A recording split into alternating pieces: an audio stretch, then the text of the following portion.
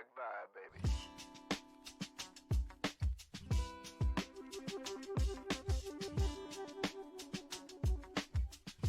Welcome to the Cup of Joe Show, where we explore the journey of recovery from alcohol and drug addiction.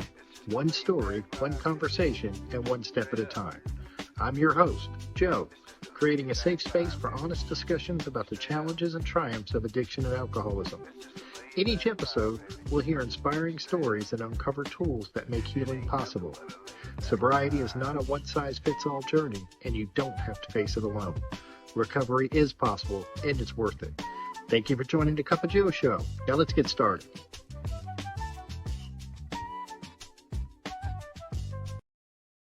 Hey, everybody. Welcome back to the Cup of Joe Show. I'm your host, of course, Joe. And today I'm real excited to talk to my friend Garrett H. I'll tell you a little bit about Garrett. Garrett's sobriety journey began on June 2nd, 2023. And he's an active member of the Friday night group here in Knoxville, Tennessee. Originally from a big family, he has 3 brothers, 1 sister. He also has a niece and a nephew who all keep life pretty interesting. Garrett enjoys watching sports, playing golf. He is a hell of a golfer. I can attest to that. Spending time with friends and family and traveling whenever he gets a chance. As he continues to work his program, he's embracing the journey and all the connections it brings. So grab a cup of coffee, relax, and let's get into it. How you doing today, Mr. Garrett? Hey, Joe, I'm doing great. Glad to be here. Thank you for having me. Well, thank you. I really appreciate you taking the time. So tell me what it was like growing up, Garrett. Yeah, absolutely. So I was actually born and raised in Southern California, in Orange County. Probably it's a little bit different, I guess, of an upbringing. I was raised by a single mother, but I had a lot of support from grandparents and great-grandparents. My great-grandmother helped raise me quite a bit. My dad re-entered the picture when I was 5 years old. My parents were never married. They met actually while Dad was stationed in the Navy, stationed in San Diego in the Navy. And then I do remember meeting him for the first time when I was 5. I significantly remember that because I had just learned how to ride a bike without training wheels, and I was excited to show him that once he came and visited. But no, I came from a very loving household. Like I said, my mom was single at the time, but she had a lot of support from immediate family. My younger brother, who is 6 years younger than me, came into the picture, and so that marriage, she did get married that time, but that didn't last very long. And it wasn't just a few years later, she was a single mom raising 2 boys, and I was just, I was a good student, very active in sports. I played baseball, basketball, and football all through Little League. I remember there were several times where we would move in with my grandparents, just financial reasons and things like that. And I remember my grandfather, he was more or less like a father figure to me during that time. And he was real big into sports. He taught me how to swing a baseball bat and play basketball and things like that. I still did have a relationship with my dad, but he lived out here in Tennessee. So I would just come and visit him during summer breaks. I would come out here for like a month and a half at a time. Occasionally on Christmas, I would sneak out here for a week, during our 2-week Christmas break. But yeah, other than that, it was Southern California. And then it wasn't until actually my 7th and 8th grade, I moved out to Knoxville for the first time to live with Dad for a little while. And that was pleasant. I had made friends in the neighborhood from coming out here in the summers and things like that. So moving out here wasn't a huge transition. Just the culture shock obviously was a little different, being out here full time, but I feel like I adapted pretty well. And then I went back to California for 9th and 10th grade, halfway through 10th grade. and I'll get into this a little bit, but my mom is actually in recovery also. She struggles with alcoholism. But she's got 3 years, or 4 years now.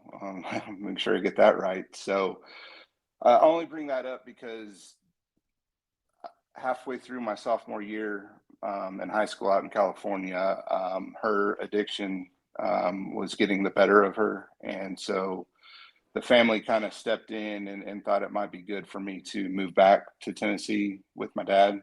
And so I agreed to it, and I came out back to Tennessee halfway through sophomore year. And Dad, in his infinite wisdom, decided not to enroll me for the rest of my sophomore year. And because at this time I had picked up golf the last few years, and I was getting pretty serious about it, and I was actually pretty good. So I started working at a golf course, didn't finish sophomore year, and I was just going to re-enroll in the sophomore year out here in Tennessee. Because I was young for my age anyway. I was going to be 17 when I graduated, had I kept on. So anyway, I enrolled in back in high school here sophomore year. And then, of course, all the friends I had from middle school, they were now a year ahead of me. They were juniors. But the only snag that came of that is when we came time for my senior year of sports, the TSSAA, which is the governing body for student sports in Tennessee, declared me ineligible for various reasons, kind of like a fifth year senior kind of guy, I guess. And I bring that up because that kind of plays down the road into some resentments and stuff I kind of harbored on later, and that actually led to quite a bit of partying I ended up doing senior year, things like that. But yeah, all in all, it was a fairly typical upbringing, I guess. I don't know. To me, it seemed typical. Maybe someone on the outside looking in, maybe not so much. But like I said, I came from a loving family on both sides, both mom and dad's family. Tons of support both ways. But there's a lot of alcohol use in my family, especially on my mom's side. I remember as a kid being such a close-knit family, and it was a big family too. I mentioned living with my grandparents. Well, my grandmother had, 3 other sisters and a brother who all had kids. And, of course, those were my cousins. And we all lived within just a few miles of each other in Southern California. So anytime anyone had a birthday or, of course, major holidays, or even we would do like yearly family reunions, I remember there was, just always coolers of beer around and people just, having a good time. So early on, I kind of associated drinking with having a good time, because I can't ever honestly remember an instance where the alcohol brought out any fighting among my family or anything like that. I didn't have any angry drunk uncles or anything like that. It was always a really pleasant experience that the adults were having in my eyes. And of course, as kids, we never got involved with that. All us cousins, we'd go off, playing outside or, inside playing video games or whatever. But I just remember alcohol was always around. And, so once I started to become a little older, that's kind of, I was like, okay, I want to start drinking. I want to start, experiencing some of that. I don't exactly remember the first time I drank, but I was probably 13 or 14, probably 14 or so, I guess, when I intentionally drank to feel the effects. I do remember one time when I was, like 5 or 6, and I had grabbed a glass of wine thinking it was apple juice, that kind of thing. But, and instantly realized it wasn't apple juice, and I did not like it. But no, as far as intentionally setting out to try alcohol, I was probably 14, somewhere in that range. And so those were some of the big influences. And then as I got older, around the high school age, as I mentioned, I was working at a golf course, a local golf course here in Knoxville, and I started out in the cart barn. I ended up working there for about 9 or 10 years, but started out in the cart barn and worked my way up. And of course, the culture down there with the cart kids is, we'd always find leftover beers, in the carts when guys would bring them back in. And, that we had a stash back there in the area where we kept them. And, when the coast is clear, we would start drinking them and things like that. And then even on the other side of it, my dad, who's a big golfer, he played in the big, well, I say big money game, but they did some pretty good gambling. And it was usually a group of about 20 to 25 guys. And all these guys seemed to have their stuff together, they were all successful. They all had money. And they were all very heavy drinkers and very good golfers. And those were 3 check marks for me as far as, these guys got it going on. They've made a career with themselves, and now they're out at the golf course 3 or 4 days a week, gambling and drinking and just having a great time. And so, that played an influence on me as well. And so, yeah, just as far as through high school, it was, for the most part, it was the typical occasionally getting out with the friends to go, I say air quotes here, go camping, and of course that was just an excuse to go out and drink out in the fields or whatever, that kind of thing. I did also get introduced to weed sophomore year, and that for a long time, believe it or not, was my drug of choice, actually, through high school and through college. I really enjoyed smoking and just the effects it gave, but alcohol was still there. And every time I drank, I was always one of the guys to be the one to drink the most and still be, standing at the end of the night. I was just kind of programmed in me from day one. And, so, fast forward a little bit, I ended up graduating high school. Like I said, senior year, it was a little bit more partying. Of course, I was 18 now at the time. Yeah. Of course, still can't legally buy alcohol, but, I had mentioned all the friends I had from middle school were now a grade ahead of me. Well, I was a senior in high school. Now all those guys were freshmen down at UT, the University of Tennessee. So, Yeah. So now on the weekends, I was going down there to go to all the big parties that they had found. And the drinking definitely picked up then, more or less not an everyday thing, but definitely a binge type situation on the weekends. But again, like I said, marijuana, it was really my drug of choice. I was there at the end of high school and all through college. I was a daily smoker for weed. But I had a goal to graduate college. I was going to be the first person, because I'm the oldest of that big family I mentioned. I'm still the oldest of all the cousins and everyone, and no one in my immediate family, as far as parents and grandparents, no one had gone to college. A lot had gone the military route and things of that nature, but none had graduated college with a 4-year degree. So that was a big deal for me, and I know that was a big deal for my parents. So I set that as one of my goals, and I was able to accomplish that. I graduated from the University of Tennessee, and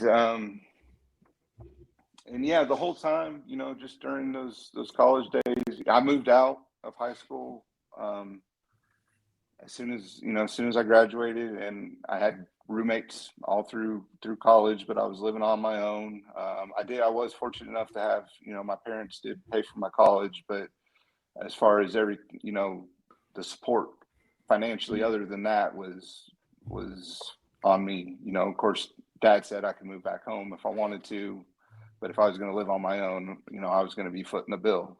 And so I did that. I was working 2 jobs. I was still wanting to work at the golf course because that free golf's hard to pass up. And there was a lot of partying at that golf course, because by then I had moved up to the pro shop so I had the keys to the clubhouse and things like that. But I obviously didn't make a lot of money there. I was just doing it for the golf and doing it probably 15 or 20 hours a week. But I served and bartended tables at a local restaurant here. That was mainly how I paid the bills.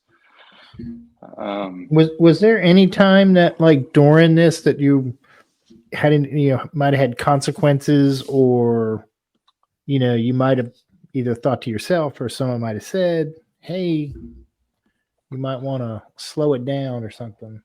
Not at that point yet.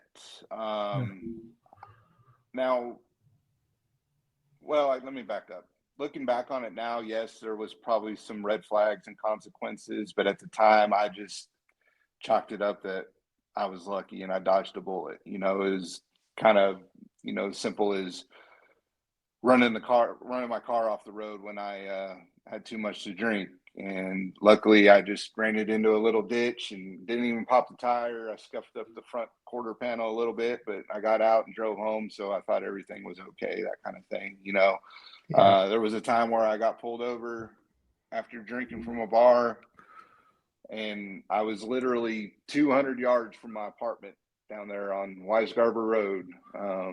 And I'd always heard, if you got pulled over, honesty is the best policy. So, he pulled me over for speeding, he said. And then, of course, he brought my license back and asked me, have you been drinking? I said, yes, sir. I just had a couple beers. I just left the bar, but I live right here. I'm just going home. He said, yeah, I can smell it on you, but you seem to be driving fine other than speeding a little bit. He's like, just promise me when you get home, you won't leave. And I was like, sir, I'll park the car right here and I'll walk home if you want me to. But he's like, no. So he let me go. And I was definitely intoxicated. And I'm not trying to brag about this, but I've always been able to hold my liquor very well.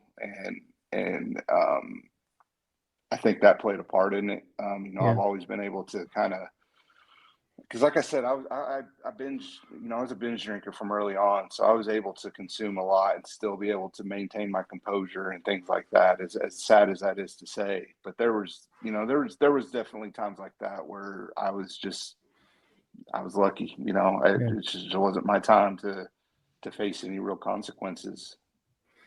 You made me laugh, Garrett, because I always think, like, why is it that us drunks, every time we get pulled over, it's always a couple of beers, no matter what? We could have had a whole bottle of vodka, but it's like a couple of beers. But anyway, I'm sorry.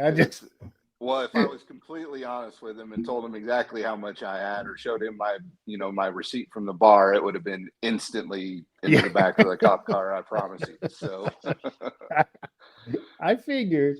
So it was, it was a little bit of stretching the truth there. I get it.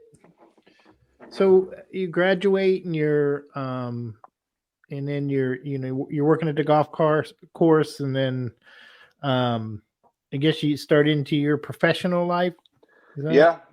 So I got my degree in finance, and so after I graduated, I decided time to be a big boy. So I stepped out into the real world, and I learned early on.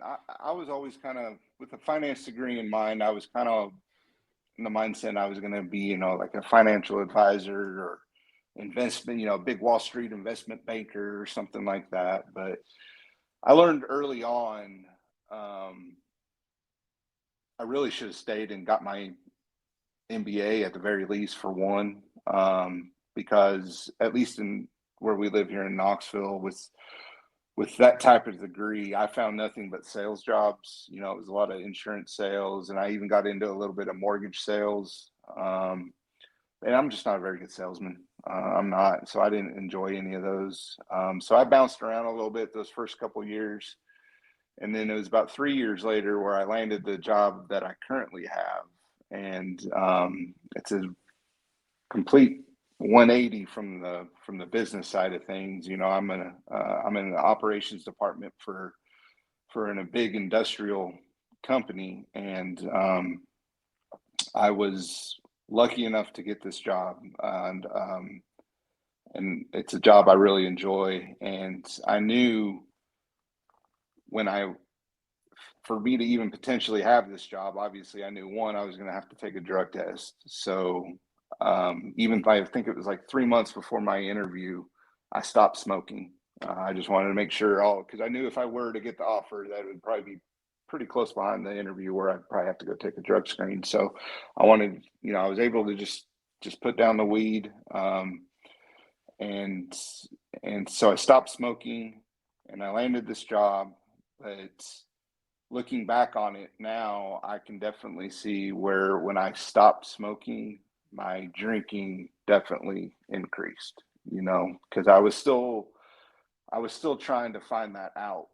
I didn't know it at the time. I just thought it was, I don't know how to say, I guess just something to take the edge off, that kind of thing. But I was really looking for a way out, just something to escape how I was feeling. And for me, for a long time, the weed did that. But once I wasn't able to do that anymore, because I didn't want to jeopardize this job, the drinking increased. And it was right along the same time when I was in the process of getting a job that I met my first wife.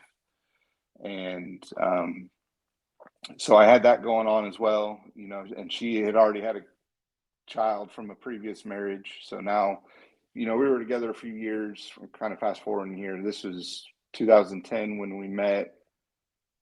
2013, 2014 is when we got married. So now now we're living together. I've got a stepson. And she liked to drink too. That was the thing. We would go out with friends and stuff and hang out on the weekends. And even during the week, we would, have a few drinks at the house. But at some time, she was able to always keep it at a few drinks. She was just going to have a couple and she'd be done. But somewhere along that road, mine progressed. You know how this goes, how the story goes. I started to want it every day, all day. And that's when I really started to get into a lot of trouble. And she was actually probably, as far as someone bringing my drinking to my attention that it might be a problem, she was the first one to do that. And of course, that just rubbed me all sorts of the wrong ways. And I wasn't ready to hear it. I didn't think I had a problem. I've had this successful job now for the last, I guess at this point, it'd probably been the last 6 or 7 years. I bought the home that we were living in. Everything on paper was fine. I was, I guess at that point, you hear the term a lot of times, a high bottom drunk or alcoholic. I was definitely a well-functioning alcoholic for sure. But obviously, behind the closed doors of the home, she really knew what was going on. And that's when the lying, a lot of the lying started, a lot of the hiding it, sneaking the drinks in when I could. And that's actually what brought me to AA the first time. And all this is it's still so hazy to me as far as dates, but I believe I stepped into the rooms of AA for the first time in late 2018. And at that point, it was to try and save the marriage. I had, I kind of fast forwarded through there, but there's no need to get into details. It was a constant fighting about my drinking, and I was, like I said, I was hiding it every chance I could. I had all my hiding places throughout the house, out in the garage. I had all the little tricks to not go to my stepson's baseball or sports games or practices. I would let her take him to those and let her take him to his Cub Scout meetings, because in my mind, that was time I had to myself at home to be able to drink with, no one breathing down my back. And like I said, I was able to, what I thought I was able to hide it very well as far as telling that I was intoxicated. I'm sure there was probably times where she could tell and she just never said anything, just to avoid the fight, but that was fine in my book too, as sad as that is to say. So yeah, in 2018, I stepped into AA for the first time.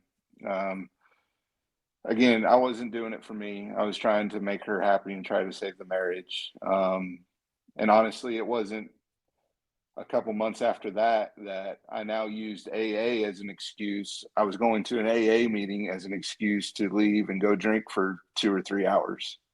You know, honestly, there would be some times where I'd sit in the parking lot of the AA meeting with my stuff right there in the car and just sit there and drink and then head home when I figured it was about the time I should be going home, or that kind of thing. And so yeah, it's 2019 is when we actually separated the first time. She wanted me out of the house. And so I moved back in with Dad briefly, just trying to figure out what to do next. That was actually, no pun intended, that was a little bit of a sobering experience in itself, because I was afraid of losing the marriage. So I did actually just stop drinking there for a little while, for a couple months. Of course, the typical dry drunk, I was miserable and white knuckling it every day, but I wasn't drinking. And that was good enough for her to allow me back into the home later on that year. And that didn't only lasted a couple months, right back until I was right back to where I left off, hiding it, lying to her, that kind of thing. And then that's when she kicked me out for good. And the divorce papers soon followed, which was understandable. But at that point, when I left that second time, I went ahead and found my own place to live. And Joe, I tell you what, living on my own like that, you want to talk about going downhill fast. I mean, with no accountability. I'm sure a lot of it had to do with the feelings and the emotions that I had going through me of this divorce, but coupled that with living on my own, and man, I was off to the races, and that was that was early 2020, I guess it was. And yeah, it was bad. That's when I could feel the heat. I never did drink at work per se, as far as, drinking right before I got to work, but there was definitely times where I had drank so much the night before that had I been brought in for a random drug and alcohol screen that next morning, that I probably would have still, I was still intoxicated, that kind of thing.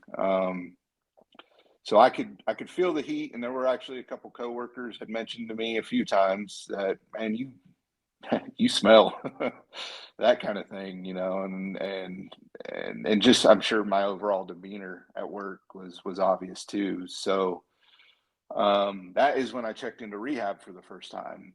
It was, I believe, in August of 2020. Checked into a local rehab. I self-reported at work. We have an employee assistance program there at work, so I did a 30-day inpatient program there. And actually that was good for me, and Mm-hmm. I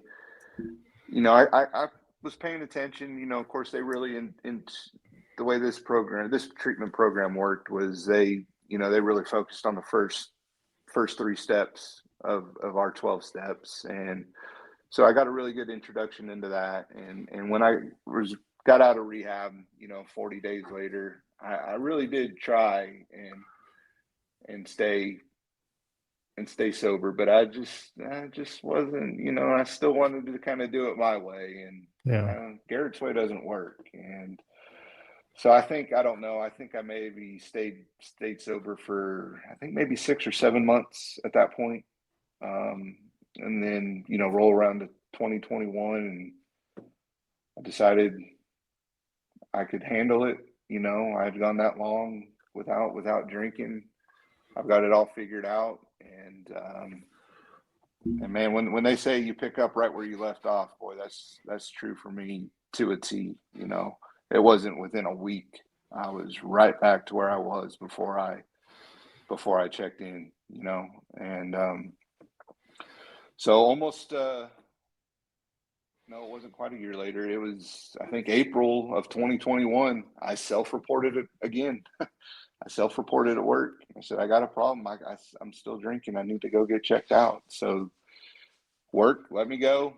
Of course, this time they now made me do a 30-day inpatient and then a 90-day outpatient program. But I wasn't able to return to work until I completed all of that. So now I was out of work for 4 months, burning all my sick leave that I had accrued and burning every bit of leave I had just so I could still get a paycheck. And, the same old song and dance. I wasn't ready. I went through all that a couple months. I went back out again. And then my first legal consequence happened after that second time, after that second trip to rehabs. I picked up a DUI. I had got a DUI. Man, this is a scary story, but I had a cousin. I have a cousin in Nashville who was throwing a big family reunion for dad's side of the family there in Nashville, and it was a big deal because none of us, even though we had always gotten together for years, it had been several years since any of us had gotten together, and it was a big to do. Had family pictures scheduled and everything, and I was supposed to be there Friday with everyone else. Of course, I was hammered. I'm not gonna lie. I didn't go Friday. I got the bright idea after drinking all day Saturday that I was going to get up and drive to Nashville. Well, I made it about 3 miles down the road before I ran my car off the road into a ditch. And this time I did mess up the front end pretty good, popped the tire. And it was a little sports car I had, and I was able to get it out, and I limped on back home. And evidently, in my infinite wisdom, and somehow I parked it in the single car garage without hitting anything, but it was in the garage the next morning. But in my infinite wisdom, I guess I had decided I was going to then take my truck, running my car off the road and doing all that. Luckily, I didn't hit anybody or anything or, slam into a tree. I decided I think I was going to take my truck. I don't know. I woke up to the county sheriff's office knocking on my driver window in the driveway with my truck running. And lo and behold, of course I was still with my honesty is the best policy. 2 beers. Well, of course I knew I was in bad shape that time, and of course I refused the field sobriety and all that stuff. And that's an automatic trip to jail. But yeah, evidently, I think they said the neighbors called. I really don't know. I didn't fight it. I ended up just pleading guilty. I knew I'd done wrong. But anyway, they had told me the neighbors called or someone had seen me and followed me to my house and then called it in. That's how they knew where I was, that kind of thing. But evidently, even though I wasn't out on the road when they found me being behind the wheel with the vehicle running was enough. And rightfully so. I deserved it for sure. But that was the first legal consequence. And Joe, would you believe me if I told you that still wasn't enough for me to quit? I would. I do have to point out, Garrett got a DUI in his own driveway. I have to. Yeah. And that still wasn't enough. So that still wasn't enough. No, I get it. Actually, I do get it.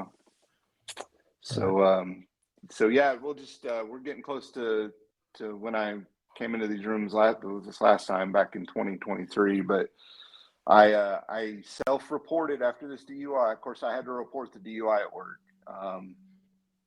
And thank goodness I did. My supervisor told me that was the right move. I was afraid just even reporting it that I was going to get fired, but he said if you didn't and they would have found out later, that's an automatic termination kind of thing. But now I self-reported this time because I thought it would look good with the paperwork in the DA's hand, because this was all before I decided to plead guilty, right? So I decided to to check into rehab. You know, I told my lawyer, and of course he was like, yeah, that'll probably, you know, at the very least that'll cut down on any jail time you might have to do. So that was my reasoning behind it.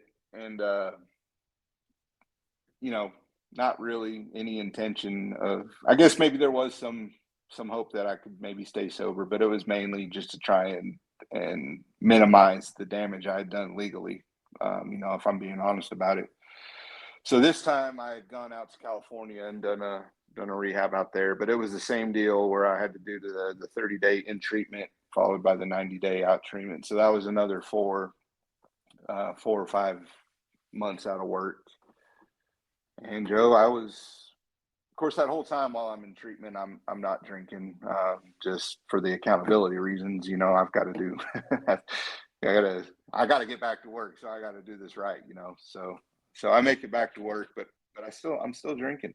And this is when at work, I finally am starting to just not even call in sick, which was my routine. If I was too intoxicated to come in, I would just call in sick. But now I was just not calling in and not showing up. And that's a big red flag. They don't like that, Joe. They frown on those kinds of things. Yeah. So I had my first meeting up in the manager's office, was more or less a verbal warning. And then about a month later, I did it again. And he said, I gotta take this even higher up. And this is when the plant nurse and even her boss, the company doctor, was involved. And at this point, Joe, I really thought I was done. I thought I had lost my job at this point. You know, I you know, three trips to rehab. You know, now I'm no calling, no showing at work. You know, they don't want this type of employee. I just I really and that's all that was going through my mind, because I really do love what I do, and that's what was going through my mind was, what am I going to do now? You know, you idiot, you have just pissed away a fantastic career over alcohol. You know, alcohol is more important, and I don't know what it was, Joe. Because, you know, just listening to that story, you know, the fear of losing a job, I know that's not enough for some people, and even losing a job is not enough for some people. But that, I guess, and coupled with everything else that had happened with me, as far as you know, the DUI, the trips to rehab, the divorce, and then just the overall uselessness and just how terrible I felt with myself. You know, I was just, that was enough. You know, you hear about the gift of desperation, and that was enough for me. And that's when I came back into the rooms, again on June 2nd of 2023.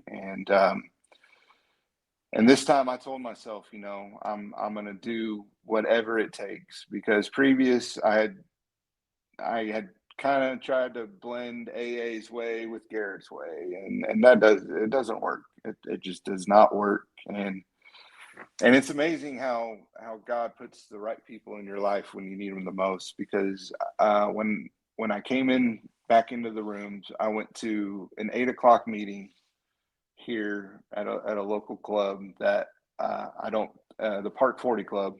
I don't know why I'm trying to make that anonymous, but it's not one I typically go to. It's a Sunday night, 8:00. I'm on day 2, and I just get in there, and you know, I'm still something I'm working on personally as far as sharing in meetings. I know I need to share more in meetings, but even then on day 2, there was something in there that told me I need to share. I need to let, maybe someone in here needs to hear what I have to say, or maybe someone can help me. And sure enough, you know, I got to give Travis all the credit in the world. He was sitting in that meeting, and afterwards he pulled me aside and he told me about Mike's meeting on Tuesday nights. And Joe, that's where I met you and all the other wonderful guys there in that wonderful meeting we have of Mike's meeting on Tuesday nights. And that was a big difference for me, Joe. It was meeting you and like I said, all those other guys. And I never felt the love in that room, the way we share the love in that room, especially when the newcomer comes in. And, there was a handful of guys that called me every day for like a week after, just checking in on me, just, hey, how you doing? Just checking on you, making sure you're doing all right. And that was the kickstart I needed. I'd always heard about doing the 90 meetings in 90 days. So when I came back in, that's one thing I told myself I was going to do. And I did. I did the 90 meetings in 90 days, and I found a sponsor right away. And yeah, it's just been great. I've done everything that's asked of me. I've worked the steps. I did have a little hiccup there, not drinking wise, but sponsor wise. Ron P was my first sponsor, and it was I guess I was about 4 months in when he passed away unexpectedly. But he got me on the he got me on the right path right away. So even in his passing, I was still focused. I was still determined, and I found another sponsor right away, and I've been with him ever since. And we did start the steps over, which is fine. I think I was just about to get into step 4 with Ron, so we kind of just retransitioned and started from step 1 again, and that's perfectly fine, and it's been great ever since. Oh, you're muted there, Joe. I'm on the mute. Sometimes I hit the mute so my dog doesn't bark and people can't hear, but or when my dog barks, people can't hear it. I don't mute my dog, people. So anyway, so what were some of the challenges of that early sobriety when you really wanted to stay sober? Yeah,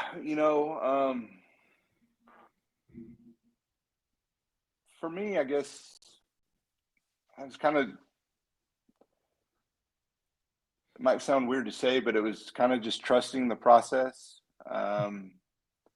Even though you can look in the rooms and the proof's in the pudding right there, with everyone that's sober and's been able to stay sober. And I guess just for as many hiccups and relapses I had in the past, it was like, I still kind of had that doubt a little bit. I don't know if this will work for me. But I put a higher power into my life early on, which I choose, God is my higher power, and that's made all the difference. Both Ron and my new sponsor Jack now, they're both big on having God in your life and relying on God in times of need and praying and reaching out and maintaining that conscious contact that we talk about. Yeah. What I mean, what do you do now when you like experience like cravings or get thirsty or anything like that? How do you handle those? Yeah, luckily I haven't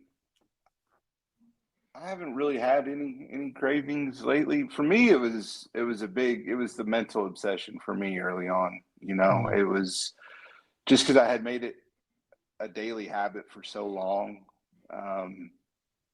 that getting out of that habit was tough. But early on, that's where I credit the 90 and 90 and really just staying plugged in, Yeah. And there was days where I did more than one meeting a day, even if it was a Zoom meeting, just to get out of my head, anything to keep the hamster wheel up there from turning. And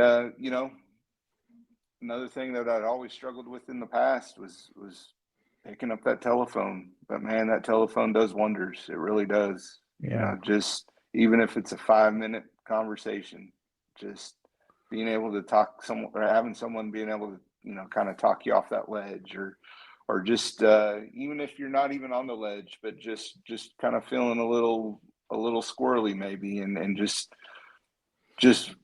voicing your thoughts and getting those out there and telling them to someone, and having someone listen, and then having someone reciprocate back, kind of maybe where you're thinking might be a little, this is a little sideways here, this. Yeah. It's like, I'll give you an example of this.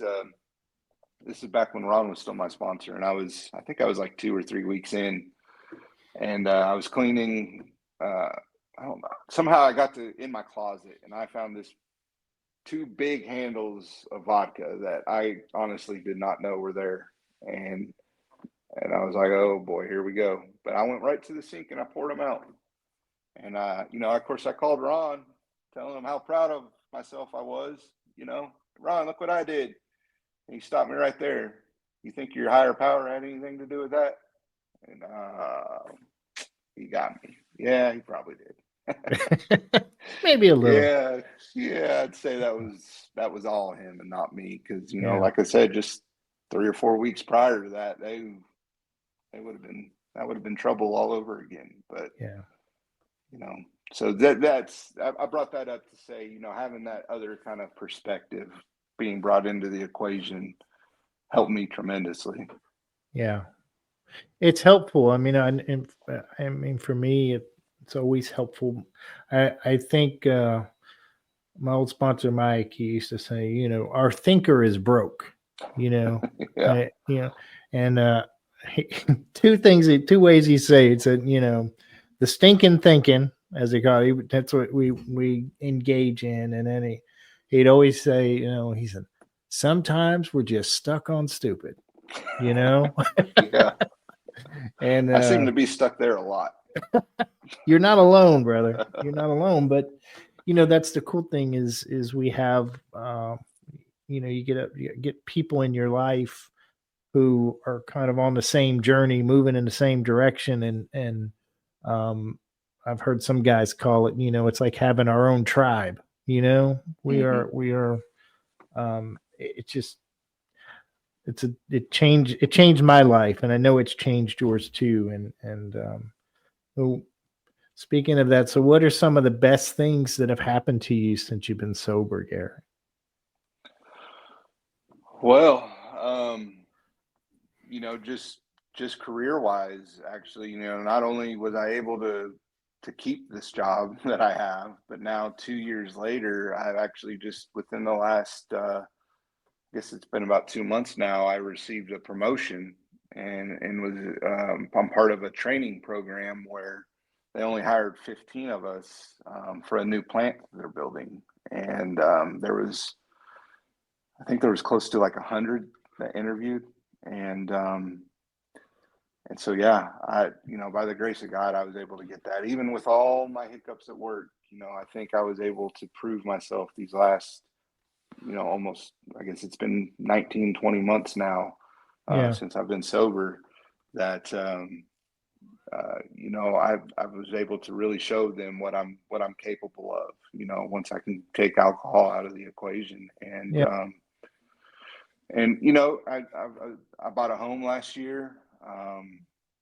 My first home I bought since the divorce. I'm in a wonderful relationship now with a woman that I love, and it's just all these things have been given to me through sobriety. Nice. The so what do you tell yourself, on difficult days to stay strong? How do you, we all have those days. Yeah. What do I tell myself?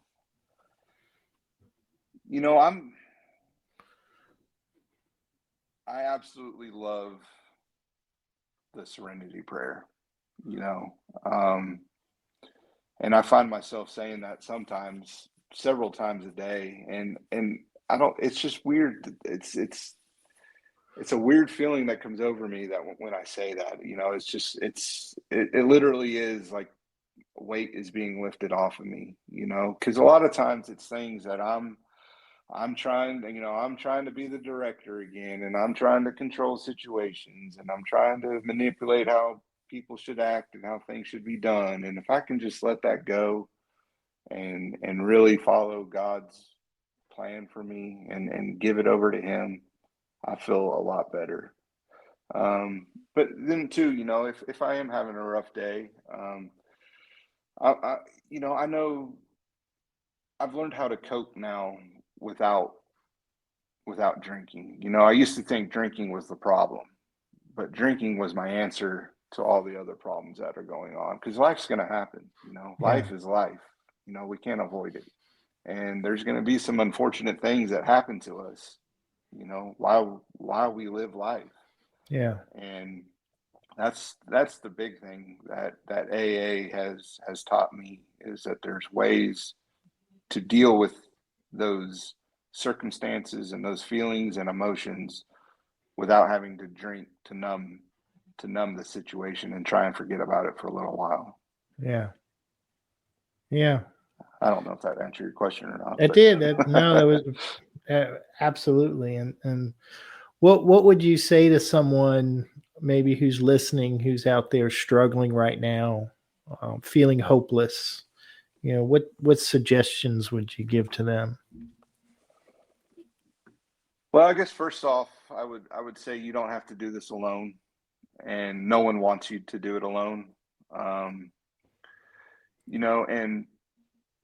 And ask for help. And I say that because that's something I struggled with when I was going through my relapse stage. I was still wanting to try and figure out how to do this on my own, and I always felt like I was going to be a burden to someone if I asked them for help or asked them how they stayed sober.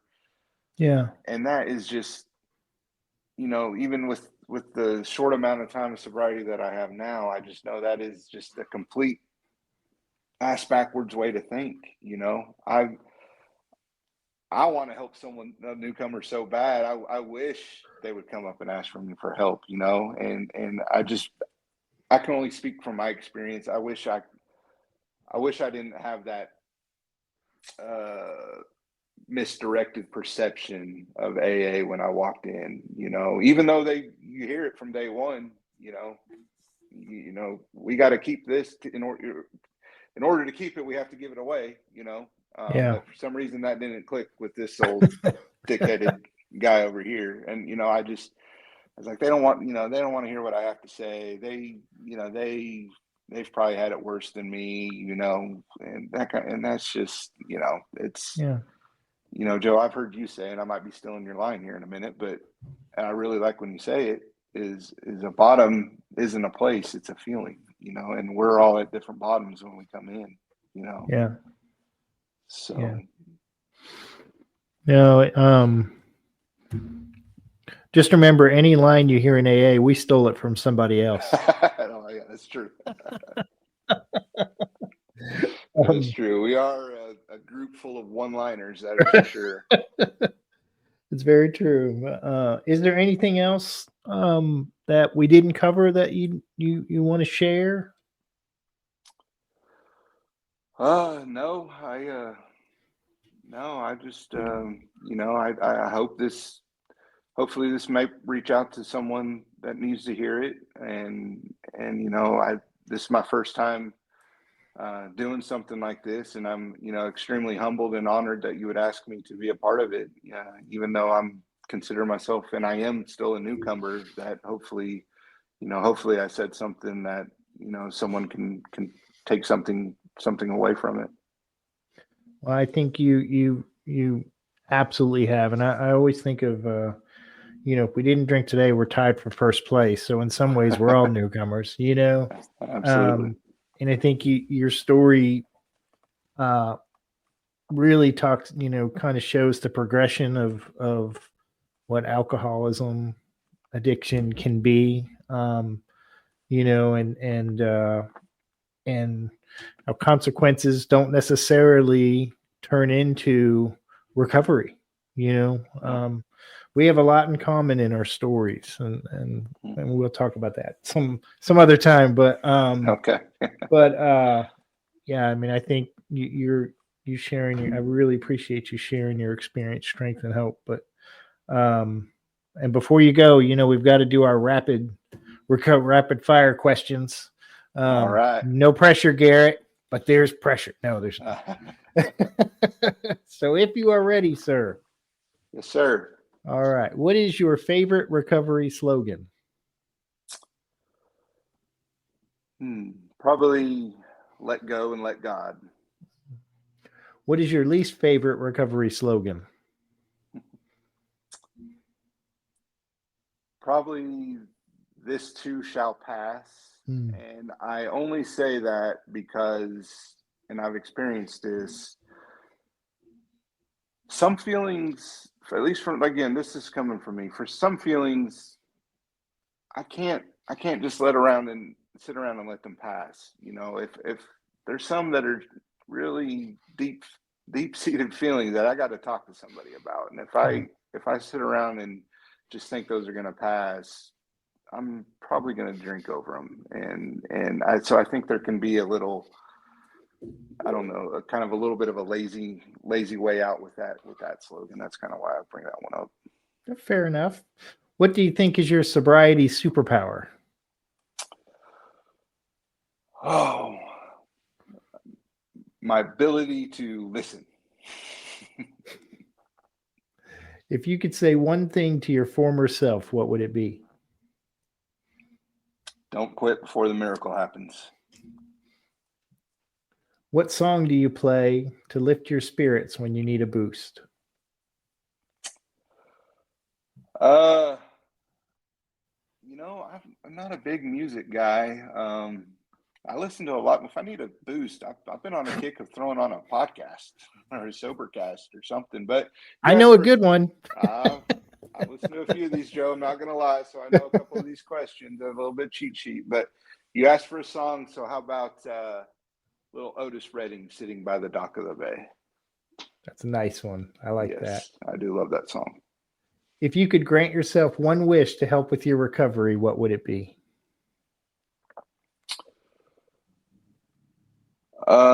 Probably an unrelenting and tirelessness to service. What step do you love the most?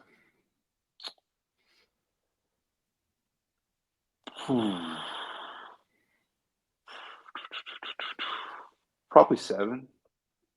Okay. I do enjoy 7. What step do you love the least?